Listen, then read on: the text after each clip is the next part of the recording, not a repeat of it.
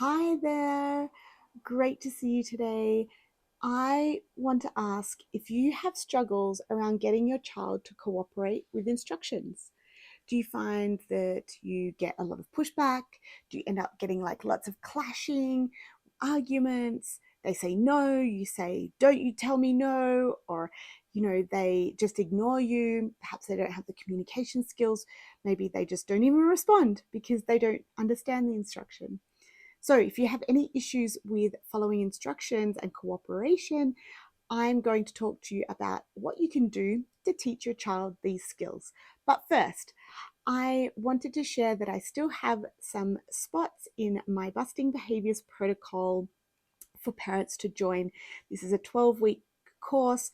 While you have access to it for 12 weeks with regards to the online coaching from myself, the actual access to the program you have lifetime access to. So I'm super excited to be able to provide that. And I just want to share there's still some spots. So if you are interested, you can book a behavior solutions call with me where I do initially just go through what is going on for you and your family and your child to determine if this program is suitable. But really, we go through some real key skills and key concepts to help understand our child, well, for you to understand your child better, for you to know the teaching techniques that work for your child so they're not struggling so much, so that they get success, so they get motivated.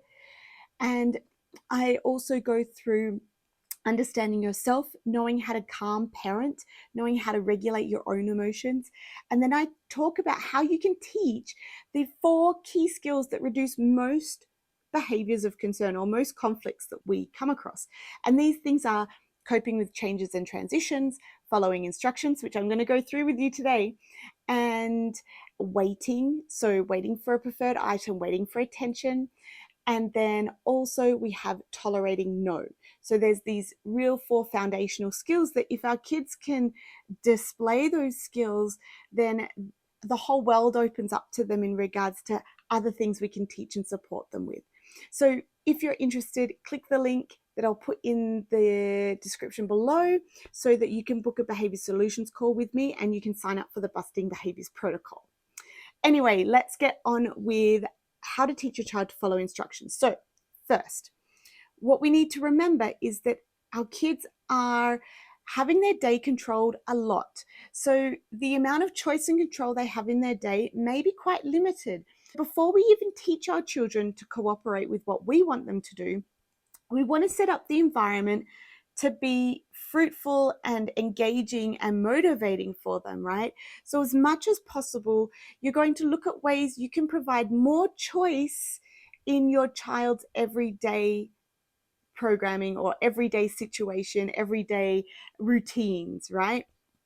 So you're going to give choices within regular activities. You're going to give choices when it's time to sit at the table for snack. You're going to give a choice when it's time to go to the washroom, and you're going to say, do you want to walk or run to the washroom? Do you want to hop like a kangaroo or do you want to crawl like a spider, right? So you can make these things fun and interesting. So that's the first thing I want you to keep in mind. We're not teaching yet. We're just adjusting the environment to make sure our kids feel like they have more control. Then they're more likely to cooperate with us because they feel in control. The next thing we want to do is to think about when our children already cooperate with us. Okay, so you might tell your child, come sit at the table for snack, and they come sit at the table for snack because they're motivated by their snack. Now, this is an opportunity to increase your praise and reinforcement for your child for listening to an instruction. So you're going to give really specific praise, like, well done for listening. You listened to mum's instructions to come and sit at the table. High five, or tickle, tickle, tickle, or I'm going to blow some bubbles because we really like them and we're going to have bubbles at the table with our snack. Or you're going to allow them to have their Thomas train on the table. You're like, wow, that was really good. Here's Thomas train while you eat your snack. So you want to increase your praise and reinforcement for instructions your child already follows. Okay, number 3 is to make the instructions fun. So as much as possible, try to pair the instruction with something that's fun. So you might practice getting your child to put their cup in the sink. So you could say, okay, we're going to put the cup in the sink. Let's go. We're going to tiptoe, tiptoe, tiptoe like a mouse, tiptoe, tiptoe, tiptoe. And we put it in. And then we praise and reinforce our child for putting the cup into the sink. So we've made that instruction more fun to cooperate with, which is going to increase your child's cooperation in the future. We're also not going to engage too much with any negative responses or reactions they might be having. So they might be saying, I don't want to tiptoe. And so you're going to say, okay, should we do monster steps or shall we do raindrop steps? Monster steps or raindrop steps, right? I'm coming up with things on the fly, so you can too, right? Depending on what your child likes. So give them a choice, right? And then follow through. If they don't like the tiptoeing, then you're going to do something else. It's okay for us as adults to be a bit flexible as well, right? To change things. We do want to try to follow through, but we want to make it fun and interesting for them. So make it fun. Pair something preferred. It could be that you're playing a song, your child's favorite song, as they walk to the sink to put the cup in. It could be that you're trying to tickle them a little bit as they go. You're tickling them and they take a step. You tickle them and they take another step, right? So you're adding something fun. You're trying to make it more enjoyable. One thing to avoid is to turning it into a chasey game or a tag game, right? The reason for this is because you're encouraging your child to run away from you. So in that situation, we want to really have those clear boundaries. And sometimes our kids struggle with boundaries, right? They struggle with understanding this is a game and now this is serious, right? So we want to make that really clear for them that we're not going to do a running, chasing game, but we can make it fun in other ways. The next one I want to mention is give the instruction clearly and concisely. So you're going to give an instruction, you're not going to ask a question. Okay, so it's going to be put your cup in the sink, right? That's a clear instruction. Put your cup in the sink. And I can say it nicely. I could add a please to it if I want to, right? If you want to add that nicety to it, for sure. I'm not going to say, put your cup in the sink, right? That's going to push my child away. That's going to make it really demanding and really forceful. I can give a clear instruction in a kind way, but we want to avoid asking a question. It gives our children the opportunity to say no. And we have to ask the question. If they say no, well, that's fair enough, right? So I'm going to avoid saying, can you put the cup in the sink?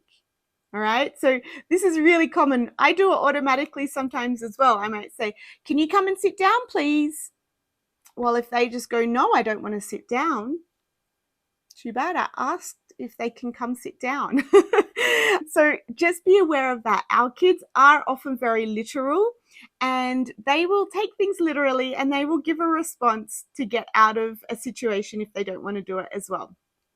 You can also use clear language like first, then. So first put your cup in the sink, then we'll play trains together.